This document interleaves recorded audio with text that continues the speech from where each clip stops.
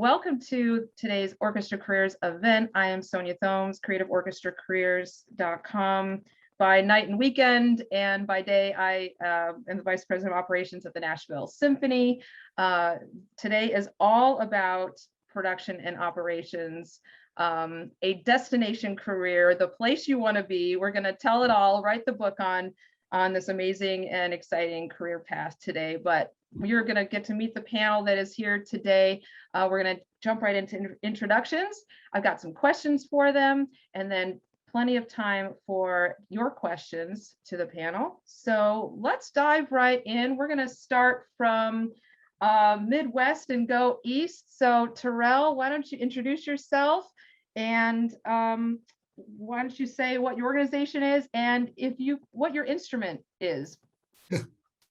Thank you, Sonia, for the opportunity, and thank you all for joining this discussion. My name is Terrell Pierce. I'm Director of Operations with the Milwaukee Symphony, and I guess my classical instrument is tuba. I also studied double bass, but I grew up just playing whatever instruments I could get my hands on. Excellent. I guess moving east, Sean. All right. Hi, everyone. My name is Sean Goldman. I'm the orchestra production manager with the Nashville Symphony. And my classical instrument is percussion. So anything you can hit, I can play. Excellent. I'm going to go to Kaylene next. Everyone, my name's Kaylene. I'm the senior manager of orchestra operations with the Pittsburgh Symphony Orchestra. And originally I am a horn player. And Ben? Hi, my name is Ben Brown. I'm the production manager for the Detroit Symphony Orchestra, and I am a singer, a tenor, the odd singer in orchestra production. Dawn. Hey, everybody. Thank you for inviting me and for being here. So my name is Dawn Cattapan. I'm the Vice President and General Manager of the TSO, Toronto Symphony Orchestra. And I play a lot of instruments poorly, probably the horn, the least poor. Excellent. Well, I just want to dive right in and kind of start maybe where I feel like I discovered this wasn't even a career path. And it was as an oboist. And then I realized after grad school, there are people that work backstage.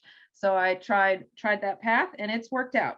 But the question I have for the panel is, like, when did you realize production and operations is actually a career path, and kind of where were you on your path at that point? And maybe I'll just toss it back to you, Dawn. Sure. So one of my very first jobs, or actually, let me go even further. I said that I was a poor horn player. And it's because I ended up having terrible performance anxiety and stage fright. And so I tried a lot of different instruments, and I thought it was the instruments and could not be, anything else. And that's when I actually got interested in, I love the arts and I know this is what I want to do with my life. How do I do it so I am not on stage? And that's how I noticed all of the different people that made everything else happen. And so as I dug into it, I tried a bunch of different things. I ended up working at the Toronto Symphony originally in personnel, and then in education. And then I left the TSO for a little while and ended up working for both the City of Toronto and a community orchestra at different times. And in both of those situations, it was such a small team and you got to do so much that when I came back to the Toronto Symphony, I really got to specialize in operations. And that's I think when I started to fall in love with it. Excellent. Ben, how about you? When did you realize that this is a path you could be on? It was about halfway through college. I started college as a business major with the intent of becoming an accountant. And then I lost my interest in that and decided to become a music major. So I was interning at the Spokane Symphony as a state work study, and I knew that I was a double major in composition and voice, but I knew that I didn't have the drive to pursue either of those fields as professional career, full-time career. So the general manager of the Spokane Symphony at the time told me about this relatively young field of arts administration as an academic program. And I knew that I liked putting things together. I liked kind of being sort of puppet master architect, and that's what production is. So when I got my master's in arts administration from Indiana University, I knew exactly the type of job that I wanted, and that was to produce shows for orchestras. And it's still, there's no other thing in the world that I love doing more than producing orchestra concerts. Excellent. Kaylene, how about you? When did you figure out this was the right path for you? I would say one of the first turning points for me was a music business class that I took at my undergrad at the University of Alabama. And it was a really great class. And one of our semester projects was to put on an event, basically. And it was pretty open-ended. And we ended up my group ended up putting together a benefit concert for in honor of the 1-year anniversary of a tornado that struck Tuscaloosa in 2011. And I kind of fell into the role of the person who was bringing in all the pieces as far as like putting the program together, finding artists, collaborating with local sororities and with local canned food drives and things like that. And I really liked being that creative problem solver and like seeing the whole production from beginning to end and planning it out that way. So that was kind of one of my most early inspiring moments. Excellent. Terrell. Yeah, it was kind of through college. I knew I wanted to, my plan was to major in business and go the nonprofit route. I knew I wanted my career to be based around causes that I believed in, but I also wanted to minor in music. That was mostly for myself and for my own enjoyment. And there was a professor who said, why don't you do music business and work for orchestras or museums or theaters or anything like that. And it never even come to me, and the school ended up kind of creating a arts administration program, and I was the guinea pig student for that. So. Okay. Sean. Kind of similar to everybody else, I kind of fell into it in college. I started off with percussion performance, but and continued percussion performance throughout college. However, about my sophomore year, I developed tendonitis, both hands, and ended up causing some other body issues throughout. And I realized that I wasn't going to be a performer for the rest of my life. And I still really wanted to be deeply involved with music in whatever capacity. So I just kept trying to find different positions to kind of fill that itch while still performing a little bit on the side. And then that's where I kind of got into a little bit of the administrative work, acting as like a studio assistant, acting as essentially a assistant production manager, managing some of our college concerts. And granted, once the pandemic hit and I thought everything was shut down, I was like, great, I'm going to be a banker for the rest of my life. But no, it was really that tendonitis kind of just switched my brain, realizing like, I want to be a part of this, but I need to find other ways to be a part. And I've always liked the behind the scenes. I like all the technical details, all the ins and the outs. And I like seeing that end product. You know, I think that's the big thing about production is seeing the whole project from start to finish, even if it's just an idea all the way to that end. Great. So the next question I want to ask the panel is a question I get a lot from students. What is a typical week like? And the one thing I like to say is in operations, no 2 days are the same. Honestly, that's why it's kept my interest for 18 seasons. But sometimes that's also the challenging part of it. But if I were to ask, just for you, the panel, to share a little bit more about what does your work look like? Like, what are the things you're working on day in, day out? How would you answer, what is a typical week like? So Sean, how about I go back to you and then we'll go around the panel. Sure, sounds good. It's a great question. As she said, there's no 2 weeks are alike in any sense of the term. Typically Mondays are our dark days. Other than that, Tuesdays through Saturday or Sunday are either rehearsals or some sort of production. typically for me as a production manager, that means a 7 a.m. load in for a 10 o'clock rehearsal, maybe a 2 o'clock rehearsal or a 7 p.m. rehearsal. And then that kind of cycles throughout the rest of the week. Typically, unless it's like a one and done show, as I like to call it. So 7 a.m. load in, we'll have a 2 o'clock rehearsal with the band. We'll put on a 7:30 show and we'll rip it all out at the end of the night. But I mean, it depends on the week. Some weeks are super light, other weeks are super heavy, but yeah, that's about the best examples I can give. So Ben, you've got the same title, production manager, right? How does that compare to what your work is at Detroit? It's a little different here in Detroit because, well, for two main reasons. The Detroit Symphony has never had a production manager before, so it's actually a new position. And I was surprised when they told me that. So there's a bit of a learning curve in that the small staff that they'd had got so used to handling so many things that a typical production manager would do. And I'm coming and saying, hey, I've got all these processes and that have been successful in other orchestras, and I'm ready to work with everybody. So there's just certain elements like maintaining piano tunings that would normally be something a production manager handles that is handled by our very engaged crew at the hall. They're wonderful people. So we're learning how this role can best serve this orchestra, because each orchestra's culture, both the musicians and the staff, is very different. So methods that were successful for me in Pittsburgh may not work quite as well for Detroit. So learning on both sides. For me, the typical week is a lot of stage plots, making a lot of stage plots and preparing advance calls. I like to work 6-8 weeks in advance and get production notes and stage plots to the crew and staff 4 weeks ahead of the first show of each program. And so there is a bit of having that clockwork structure is great, but like everyone else has said, it's never the same.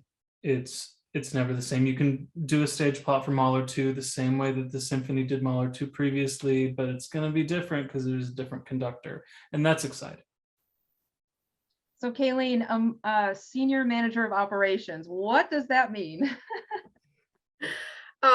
It's really a fancy title for a production manager.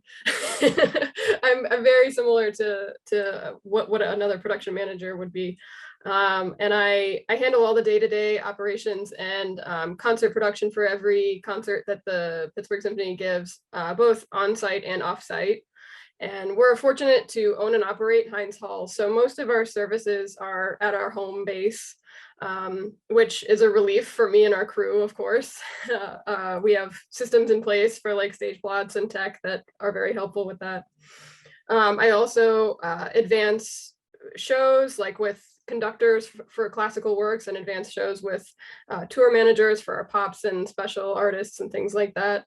Similar to Ben, I work ahead 6 to 8 weeks ahead of time, advancing a show and working out all the kinks and how they're going to fit into Pittsburgh.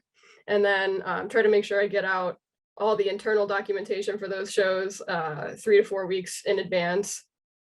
And then, the week of, I would say our rehearsal schedule and concert schedule is pretty heavy. We rehearse 4 to 5 times a week and then give concerts Friday, Saturday, Sunday often.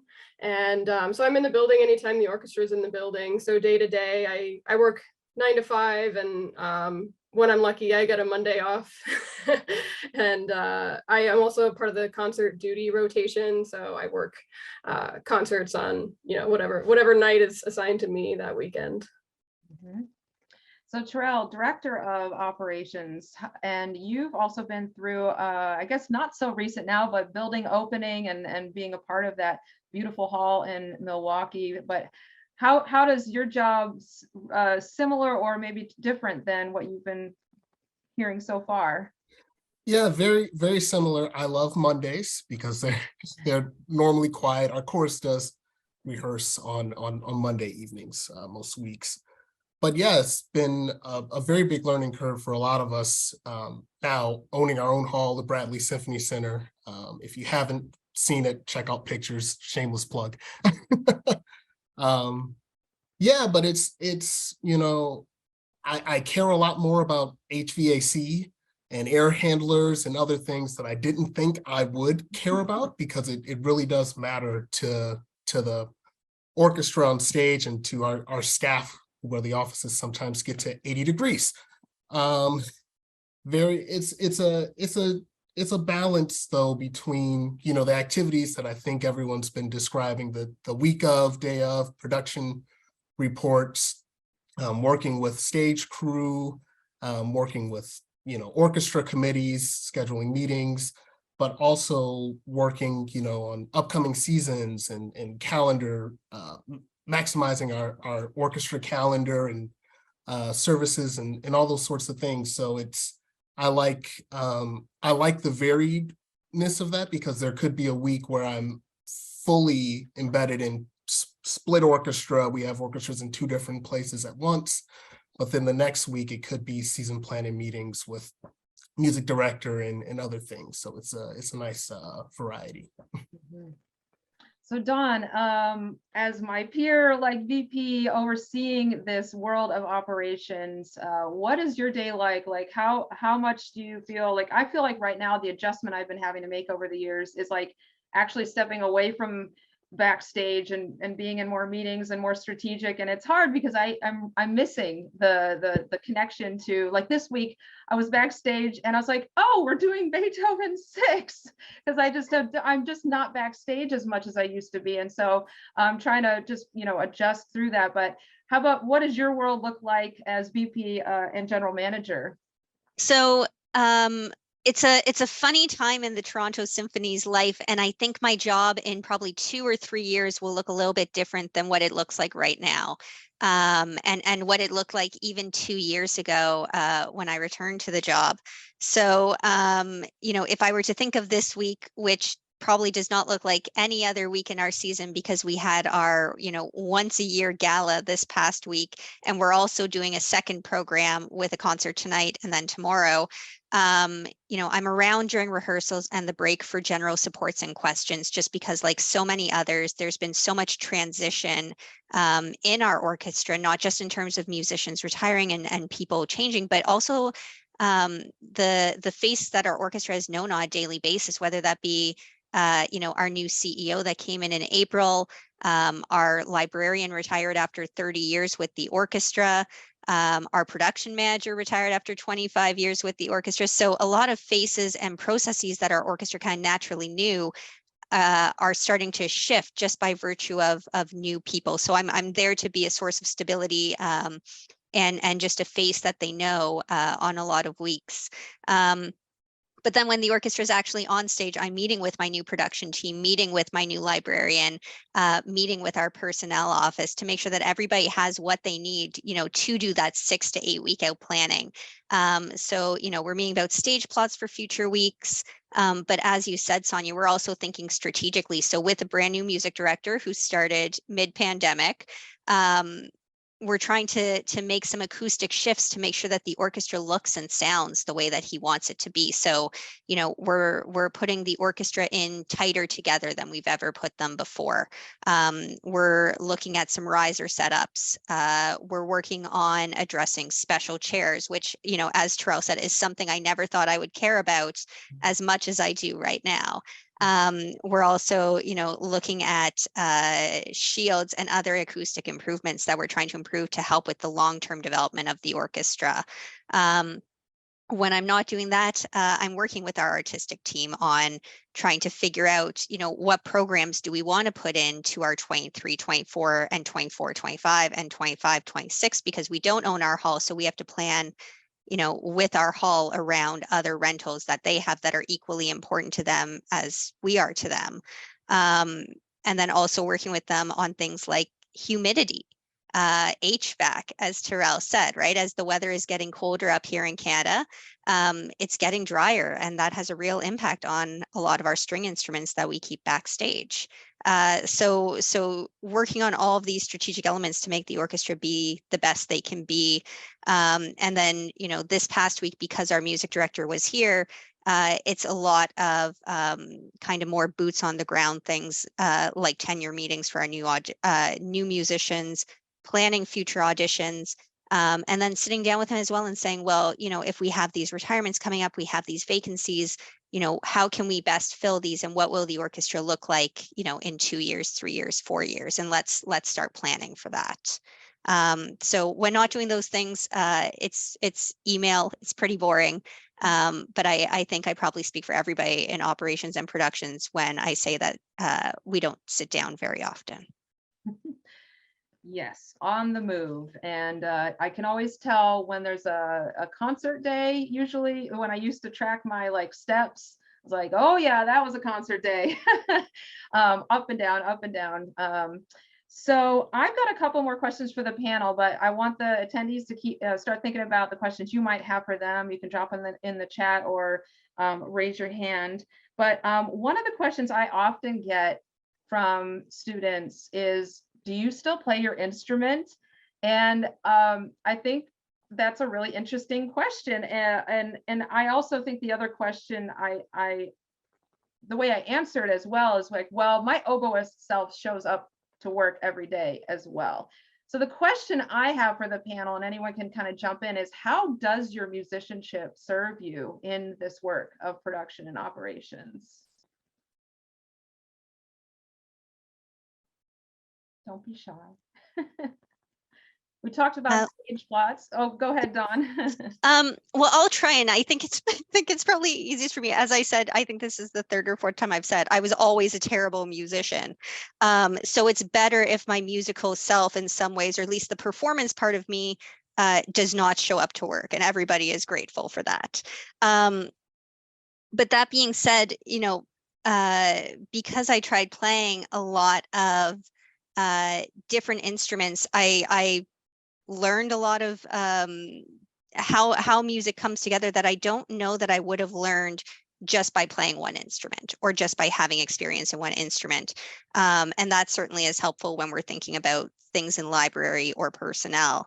But as well, because I was never a great musician, and I've had to do some deep diving to figure out what my challenges were with that. Those struggles really have reminded me that everybody has really good days and everybody has bad days, and we never know what somebody might be facing and the challenges that somebody might be facing. And sometimes we show up in a better place than others, and that's okay. And so when I think about my musicianship, I think it shows up in having a sense of compassion and understanding, which when you're dealing with 100 different people who are coming to work, more if you think about staff in trying to get on stage to do something successfully as a team, I think you need that sense of compassion. And then the other way I think my musicianship shows up is in a spirit of collaboration. In the same way that one person can't play a Mahler symphony, you can't run an orchestra with one person, right? You can have a fantastic production manager, but if you don't have somebody to help sell your tickets, do you really have a show? And so I think I'm okay that I'm not a world-class musician, or I'm not $1 million fundraiser, because there's other really fantastic people that I work with who come to the table with those skills. And then because we can all be confident in the individual roles we have and the part that we play, we can come together in our strengths, collaborate, and put on a really great concert. I love that. I wrote down compassion and collaboration. That's excellent. Who else? Yeah, Sean. I was gonna say, and just to piggyback off of Dawn, because I think she said it beautifully. It's really those that attention to detail that you learn throughout your career, if and when you do perform, making sure that every little piece is in the spot. You spend that time to look at the big picture. You make out your practice schedule, right? And instead of a practice schedule, it's a production schedule. That, and granted, I just lost my other thought, but that attention to detail, and then it's that. It'll come back to me, and I'll write it in the chat. If I can add too, I find that musicians have such a great way of communicating while they're playing their instruments, either through the melody or through balance or whatever other things, but also tempos and mood and so many other things that musicians are able to communicate either through the music directors so that they all come together and they play cohesively. And I think I view a lot of my work that same way, that I'm always trying to pay attention to what people are communicating and how they're communicating and what needs to be done. Sometimes, it's a real problem if the lighting is not good on the basis, if there's some other thing that's affecting them. So it's kind of what Dawn was saying too, with understanding and compassion, but it's all the different ways that we can communicate and listen. That's one way I think I use my skills that I learned as a musician, both in classical music and in other genres, jazz, and also being, I guess, I hate using the word creative, but you have to be able to sometimes think very quickly on your feet when something changes or something unexpected happens, or a string snaps or something, a tempo is different. We all have to be able to adjust quickly and find solutions so that the show can still go on. Ben. So I don't so much approach it from the mindset that I have as a performer, since I'm a singer who does Renaissance polyphony, and that doesn't really intersect with the orchestra world a whole lot, though I wish it did. I think of it more how I approached composition, and the way that I functioned as a composer was to write out the process. And I know all my key changes, everything, I have everything planned out, so that when you then plug in the active variable, then everything works like clockwork. And I think that's a big element of what attracted me to production, was that you get to be part of creating a well-oiled machine. And the better you plan, the better the team plans, the further ahead the team plans. What I like about it is that it gives us higher capacity the closer the event is to be able to address the surprises, because there are always surprises. If you're still worrying about the fundamental components of the concert, closer to the concert, you have less capacity to deal with the, oh my God, what do you mean her dress is wet from the steamer breaking? Those sorts of things. We're still dealing with the stage setup on stage. I like that. I like that structure. Just want to quickly answer one of the questions in the chat, because I think it's related. The most impactful experience you've had for your job outside of formal education. When I was in grad school, I had the opportunity to stage manage a fashion show, and it was very high paced. You've just got things happening every single second, and the energy of it was intoxicating. And that was one of the moments where I realized, oh wow, production is so much fun. All of this just execution of something big. And I hope we all have opportunities like that. I'm sure everybody here has had a moment like that. So there will be opportunities to learn outside of your education that will help inform how you work and what you enjoy doing. Kaylene, did you have any thoughts? Yeah, I agree with what everyone else has said, absolutely. And I also view my job as if I'm doing my job well, then the orchestra really doesn't have to think about anything except their own job, which is hard. Their job is a hard one, and I don't want them to be distracted by bad lighting or by bad monitors or anything like that. So it's really about knowing what they're doing. That knowledge of the inner workings of sitting in an orchestra has really helped me figure out exactly what they're going to want to know ahead of time. Although I get surprised, we all get surprised, of course, but planning ahead as far as where monitors need to be placed and communicating about those kinds of things, like that, maintaining an open line of communication so that all the stage changes are as seamless as possible, and so that offstage instruments are handled like in the most efficient way and the most musical way. I think that all was definitely influenced by me sitting in an orchestra and knowing how it works. Yeah, absolutely. And I would say even just, planning a budget and knowing, oh, we're playing Berlioz Symphony Fantastique next year, rent the Berlioz bells, just knowing repertoire and knowing Wagner tubas might be needed, or Bassett horns. Like we're often the ones that are having to, in conjunction with our teammates in the library and personnel, try to figure out all the equipment that we need. But it makes it a lot easier if I've played those pieces. Oh yeah, that's right. Offstage oboe, offstage trumpet. Where's the trumpet going to go? Are they in the ceiling? Are they in the stairwell? Are they, so just remembering, just because I know the repertoire because I've played it, really shortcuts some of those, trying to identify some of the decisions we have to be making sooner and sooner. So did anyone else have an answer to most impactful experience outside of formal education that's really supported your work? I know one of my biggest thing has been essentially the friends and connections that I've made through the career. That support system of those you can go to, you can poke, you can ask questions to, oh, how have you guys done this? How have you done that? What is your opinion on this? What is your opinion on that? And just like that, I don't know, I think that friendship, that bond that you have with other people who are either in your field or outside of your field, and their experiences has always been incredibly impactful, because it helps shape me and how I think through everything. Because I would not be the same person. I would not be the production manager today if I didn't have my artistic manager.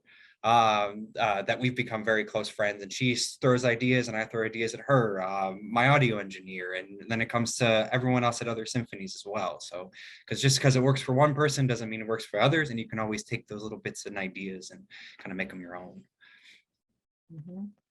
I would also say people skills. I like to say the thing that they don't teach you really explicitly in music school is how to work with people. They'll say, play chamber music. It's like teamwork. It's like, I played in woodwind quintets. We were dysfunctional. Like there's never been a functional woodwind quintet that I've been in. But any opportunities you have to be in charge of a group or be part of a team, do not discount those opportunities. They will serve you incredibly well, because I've never actually set a stage. Sean, you set chairs and stands, but I've never been the one to actually physically do it. So the influence I have is through my communication, right? And so a lot of us in operations and production, if we're not the ones physically moving things, or we have to rely on our communication skills. I feel like my work is through emails and phone calls and meetings, but that really is at the core of what our work is. And so any opportunities you have to be in charge of a group or on a team, really pay attention to what you're learning in those situations, because it's a lifelong pursuit to figure out exactly how to work with as many people as you do when you work at an orchestra. But let me turn to Cole's question. A lot of you mentioned that you changed your major or had already decided to do ops in college. How difficult is it for people without a degree in music business backing them up to find a job in your field? That is a good question.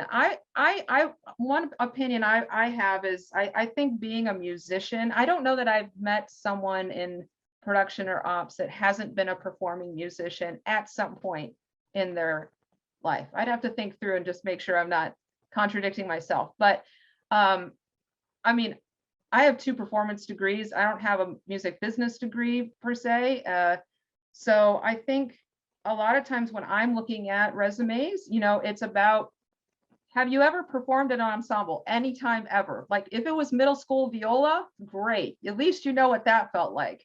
But then again, what were you pursuing? What other opportunities have you pursued, especially summer festivals, and maybe you help to manage the library at your college, or there's so many different ways that a lot of this experience can be built on your resume.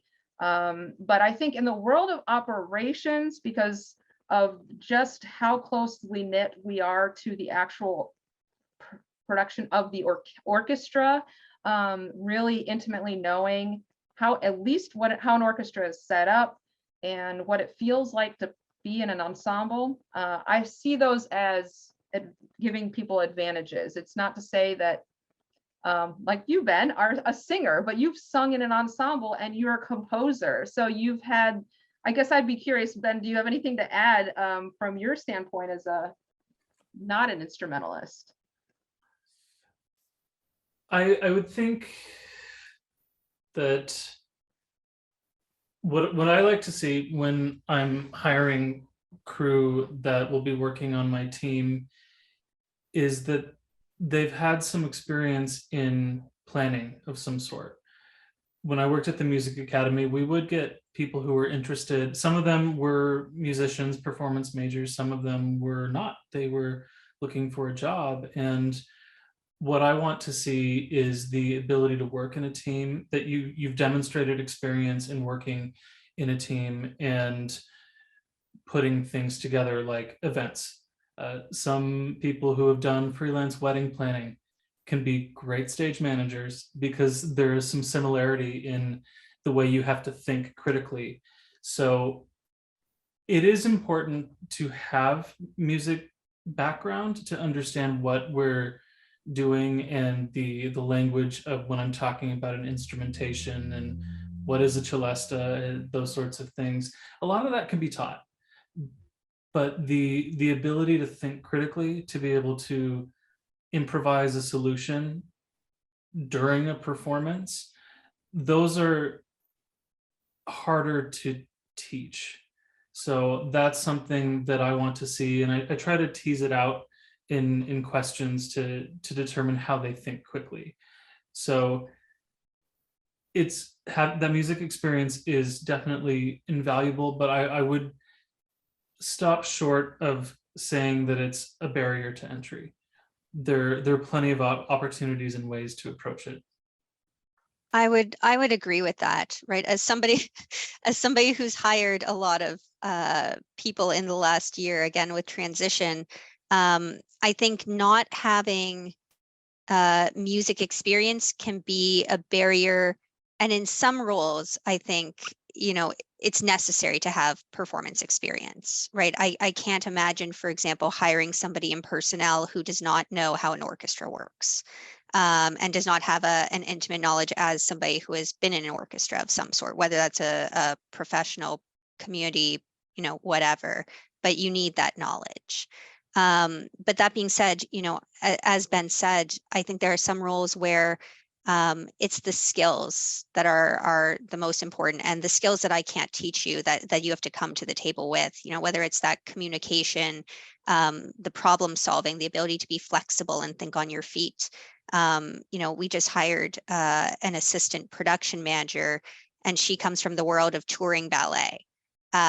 So we have a fantastic production manager who comes from the orchestra world, but he isn't a stage manager.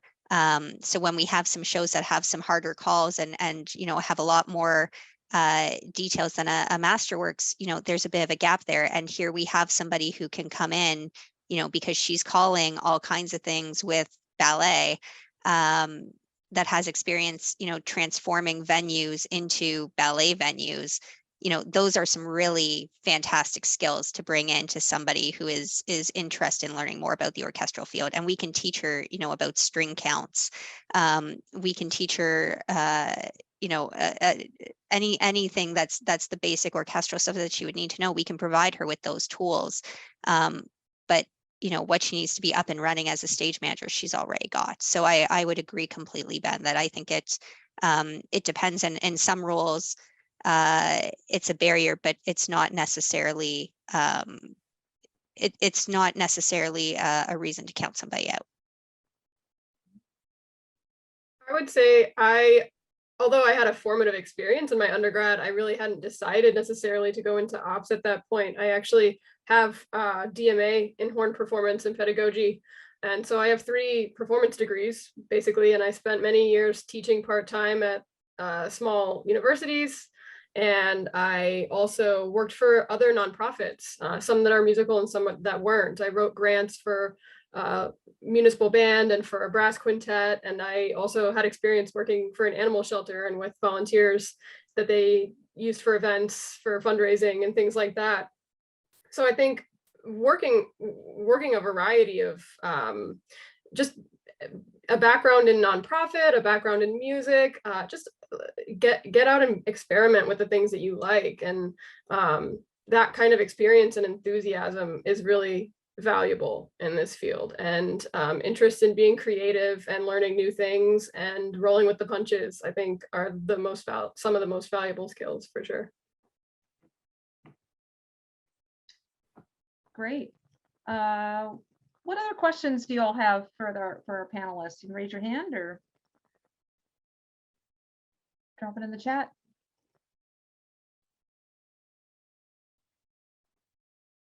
Haley.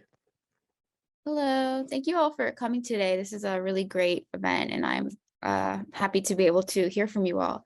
I'm actually new to the field. I'm studying arts administration right now in graduate school, and I'm very interested in orchestra management, specifically operations and personnel. And I was wondering if anyone on this panel came to a similar crossroads between personnel management and operations or production, and what made you head in the direction of production specifically.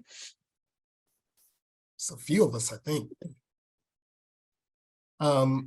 Yeah, before I joined the Milwaukee Symphony Orchestra, I was director of orchestra personnel and operations with the Chicago Philharmonic. I was there 7.5 years. But yeah, I was a personnel manager, which and doing operations, which I really enjoyed the balance between the two, the way it pulled on 2 different sides of my brain and my heart, I would say. And when the opportunity came for Milwaukee, I guess what really made me entertain it and be willing to let go of the personnel side is that I could still have that, that close connection with the orchestra without, necessarily being on call in the same way, 24 hours a day sometimes in season. You get a little bit more, I guess, flexibility in that sense when you're on the operations end, but that conversely, that means there's days when the orchestra's off and you're in at 7 a.m. for a load in, or you're the last one out leaving the building 2-3 o'clock in the morning. So it's kind of, you pick your, you pick your poison. But both of them, I think, are very rewarding and very valuable to pursue if you have those opportunities. Great, thank you so much. Yeah, it's kind of, I think when I think about it, there was a time where we were down a personnel manager for about 3 months and needed to do a search. And so I did personnel and operations at the Nashville Symphony for 3 months. And, that was pretty intense to do both. But I think one is people management and one is project management, is maybe a little bit more of a distinction that I see.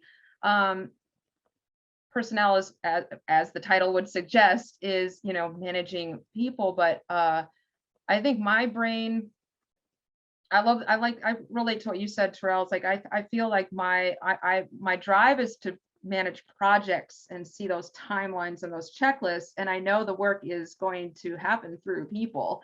So I like both parts of it, but I also enjoy kind of, seeing that those longer range timelines in my head. I'm always thinking like 1 year, 2 years in advance, and personnel can be, it feels at times like shorter timelines, which is fine.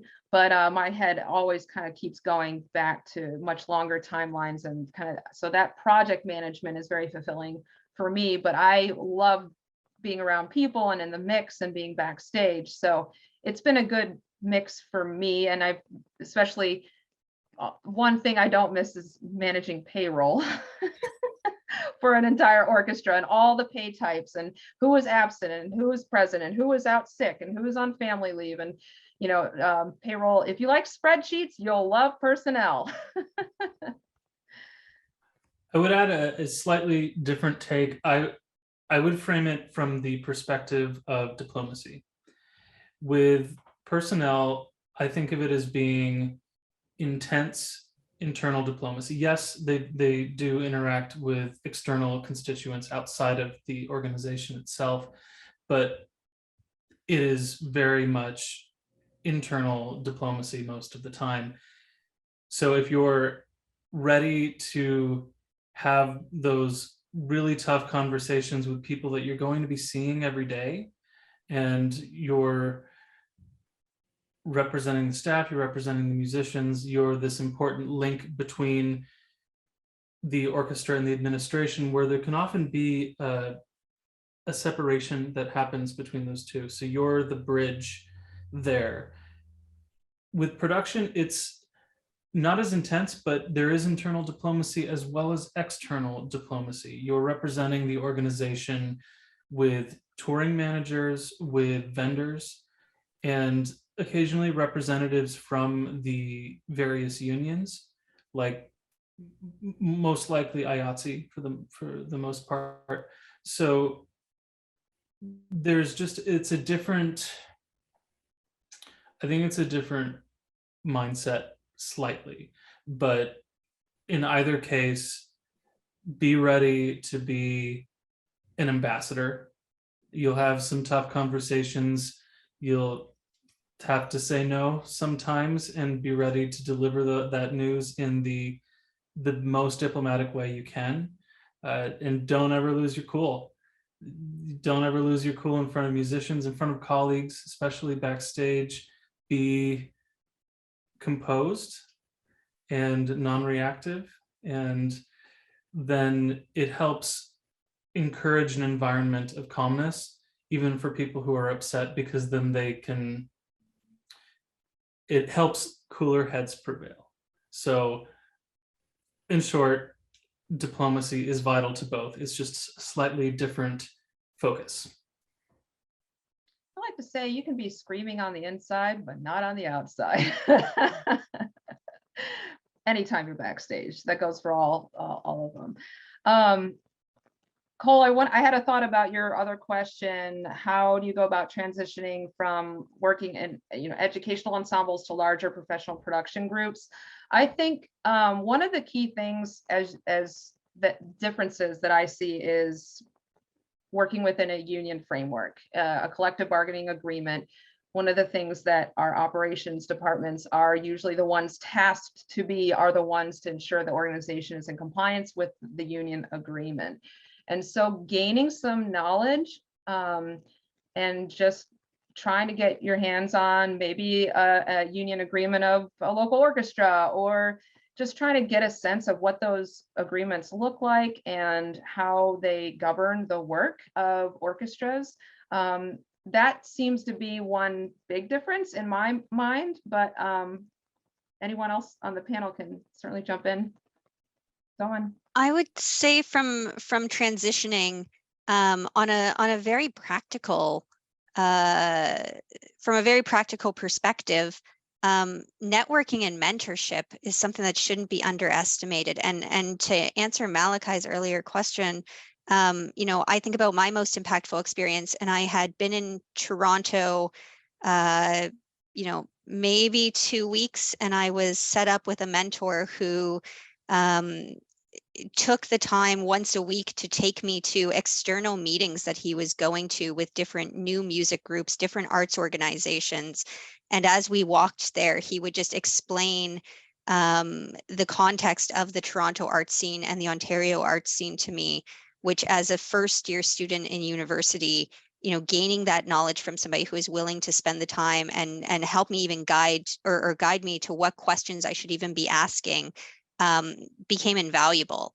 And so finding a mentor or finding people in these larger ensembles that will maybe take an hour of time to, or 20 minutes of time to just answer some questions for you, build connections, build relationships, I think can be really helpful. And then you grow your network. And then when you're ready to transition or you want to transition, I mean, some of these people might be, we talked about musicianship. Some of these people might be in these educational ensembles or community groups to keep up their musicianship, and just building those networks and seeing these people when positions open up, they've gotten to know your skills, they've gotten to know where you are in your career. And so if there's opportunities, they can either connect you to them or potentially help you find them. I agree. I think networking is makes a huge difference, and I think getting out there, making connections is huge. Getting to know vendors too is kind of big when you're out there like that. Thinking about the things that you'll need to put on creative and fun productions, and that kind of thing doesn't always come up in an educational setting, because schools are such good self-contained resources for that kind of stuff, so where do I get my lighting? Where do I get my sound? If I want to give an outdoor concert, where are the musicians going to put their cases? That kind of thing, like working with all kinds of making those connections with outside sources is really valuable. I love when folks know the vendors. Our new ops coordinator is a percussionist and knew our percussion vendor very closely, and that was one of the deciding factors. Honestly, she's doing great too.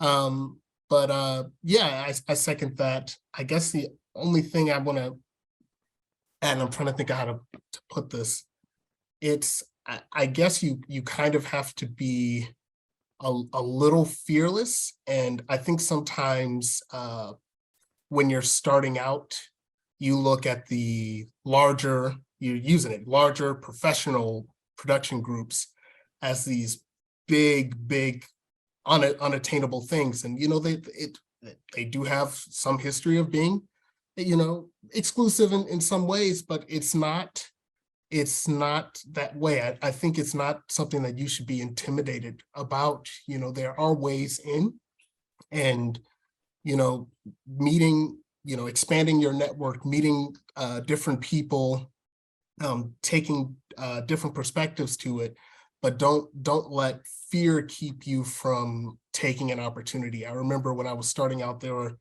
a lot of internships I didn't apply to because I thought, oh, there's no way they're gonna look at this because I didn't have this on my resume, or there's this entry-level job, oh, it's not worth it. So there were some things that I didn't even try to put myself forward for that in hindsight, I kind of wish I had. So don't be afraid, find ways to show the skills and what knowledge you have on your resume, and make sure you have someone you trust and who's in the field look at it as well. So you're presenting yourself as best as you can, and be confident as you're moving forward. And to piggyback off of that, oh, sorry, Ben. No, go ahead. I would say, just to piggyback off of that, the worst thing they're going to do is say no. And if anything, you still get the experience of going through it. So even if you make it to that first round, if you make it to the second round, for myself in particular, I applied for the orchestra production manager with the Nashville Symphony on a whim. I said, there was no way and there was no chance I'm going to make this. And I made it through that first round. I said, oh, okay, cool. Great. I had the experience of that. Let me try my best in the second round of interviews and we'll see how it goes. Second round of interview goes by, and they're like, oh, we want you to come out and do an in-person interview. And it just kept going, right? Having that positive mentality, using your resources is super helpful. If I wouldn't have had my connection with Dustin Knock with the Colorado Symphony and just helping me and understanding all of the intricate workings that he does, then I wouldn't have gotten this position. And then finding those, like, as someone, when I was in Chase selling mortgages during the pandemic, they talked a lot about transferable skills.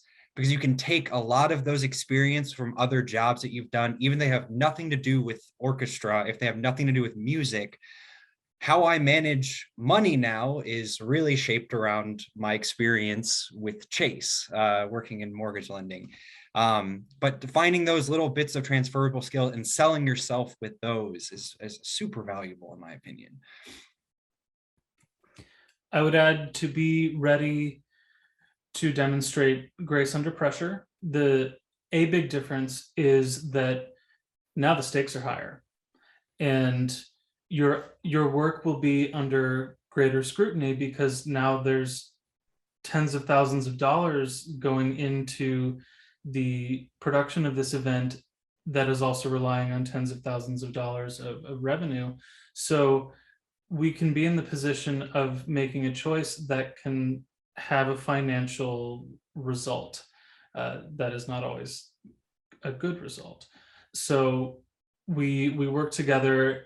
We are aware of the stakes. And one of the things that I always teach my crew, it's a cheesy line, but it's from the show Futurama.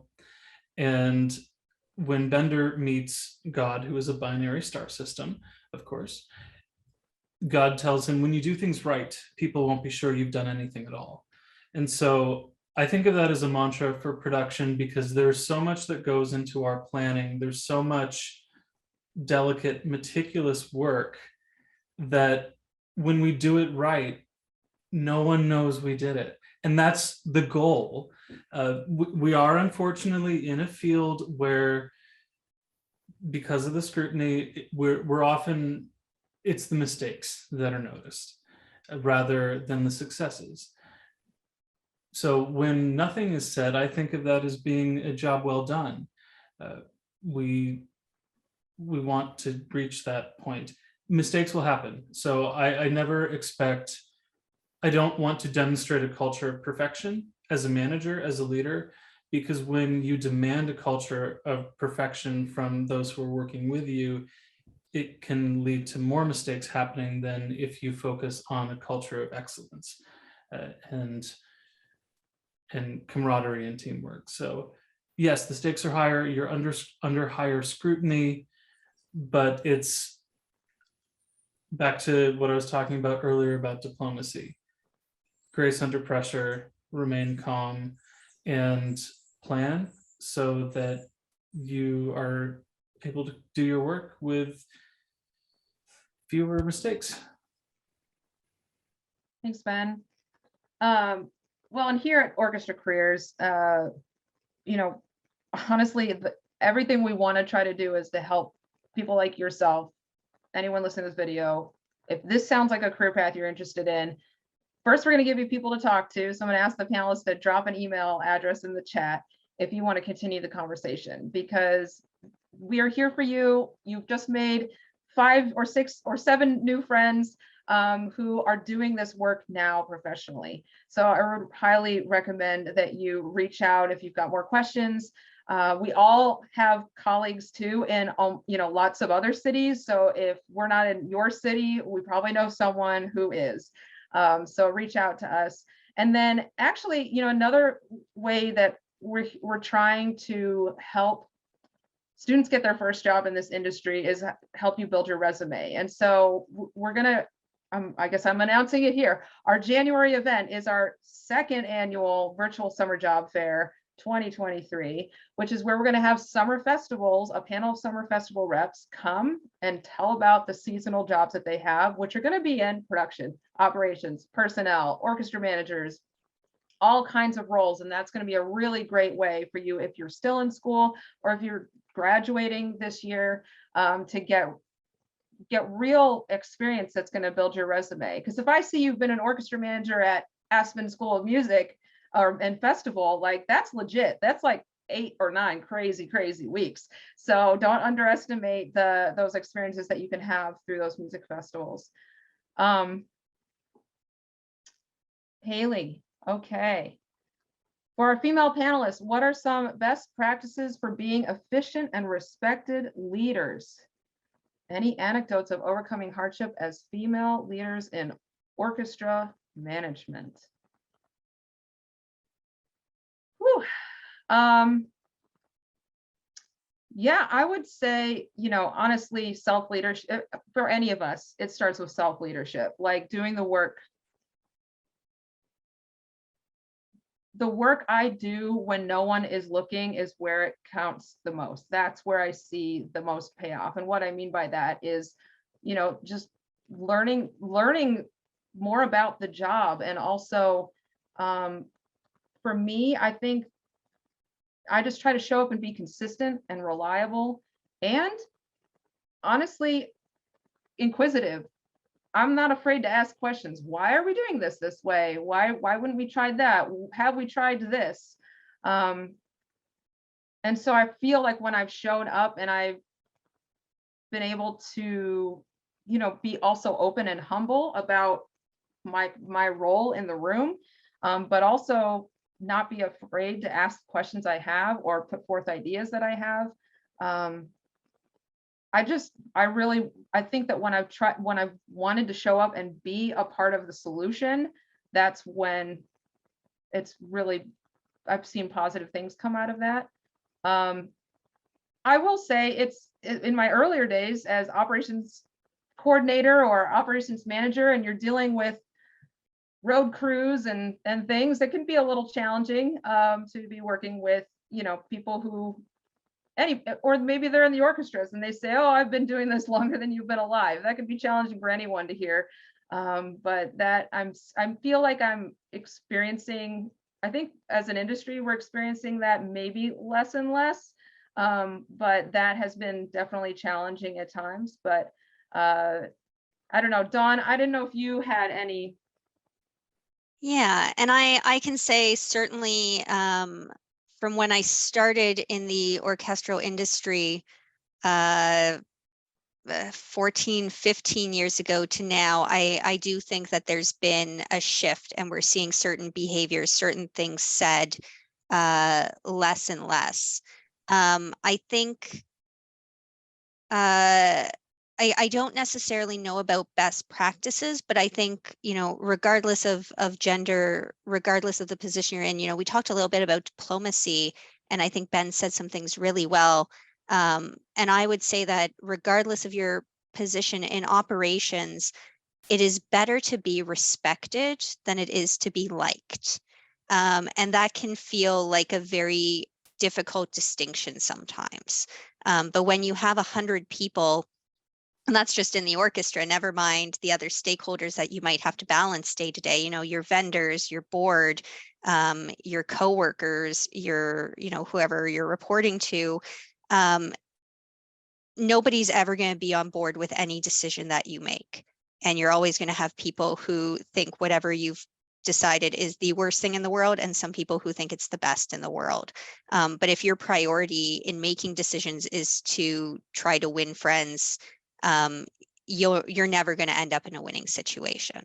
And so I think focusing on being respected and focusing on making decisions that are not that are based on being fair and in the best interest of the organization is something that everybody can get on board with. And I think you get to decide how you want to be in any given situation, right? I can't control what somebody might say to me or the way that somebody might act towards me, but I do get to decide how I want to respond to it. And I think that that's a really important distinction. And that's where that self-leadership, I think that Sonia was talking about, comes in. And for me, I am very clear about what my boundaries are. And if somebody says something that crosses a line to me or tries to do something, regardless of who it is, I will immediately say, you need to know that that's not okay. And here is what's not okay about that. And again, they have the opportunity in that moment to choose how to react.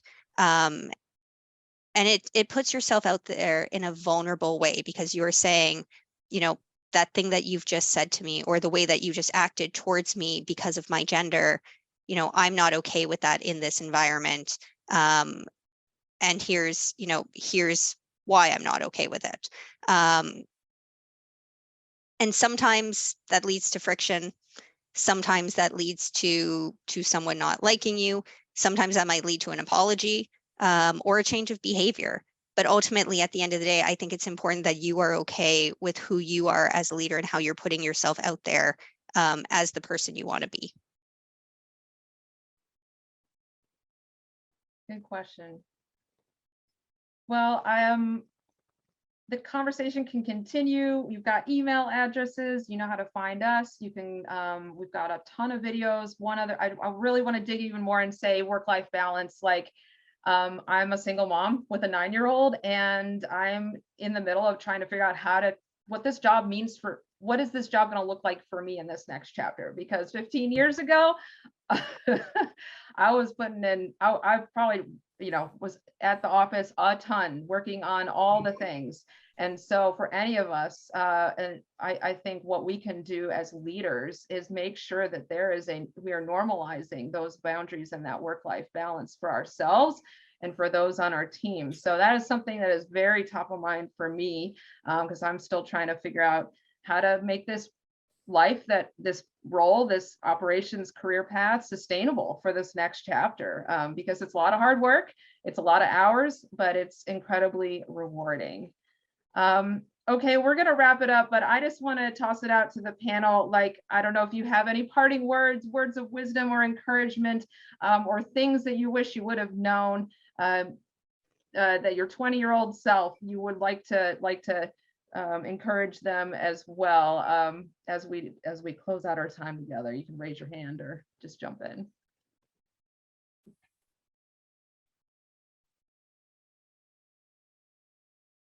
Well, I'll say keep going to concerts. That's why we're here, and they are still fun. They always sound amazing. You're always going to be wowed by your orchestra. So remember to enjoy them and enjoy what you've produced.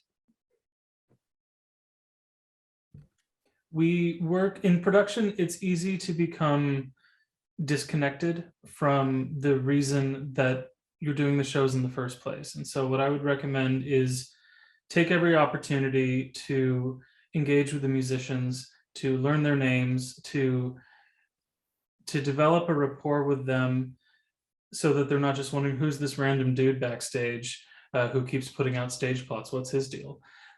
It helps us remain connected, so we're not just thinking of a Beethoven symphony in the terms of stage plots and riser setups, that we still remain connected to the beauty and the artistry and the unbelievable skill that we are helping present to our community. I would just add, be confident, be yourself. I mean, those are always my two.